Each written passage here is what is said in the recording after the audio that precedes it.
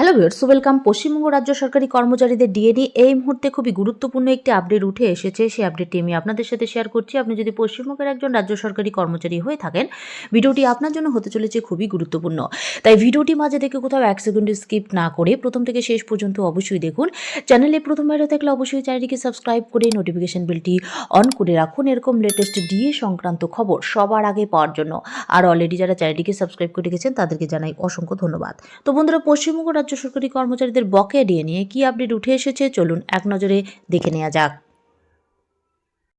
বিধানসভা ভোটের আগে রাজ্য সরকারি কর্মীরা প্রাপ্য ডিএ বা মহার্ঘ ভাতা পেয়ে যাবেন। আশা সরকারি কর্মীদের সুপ্রিম কোর্টের রায় নিয়ে আশার আলো দেখছেন সরকারি কর্মীদের একাংশ। রাজ্য সরকার ভোটের আগে সংবেদনশীল হয়ে মিটিয়ে দিতে পারে ডিএ, আশা সরকারি কর্মীদের। ডিএ নিয়ে আশার আলো সরকারি কর্মীদের মধ্যে। জানুয়ারি মাসে অর্ধেক হয়ে গেল, এখনও পর্যন্ত সুপ্রিম কোর্ট রাজ্য সরকারি কর্মীদের ডিএ বা মহার্ঘ ভাতা মামলার রায় নিয়ে কোনো উচ্চবাচ্চা করেনি।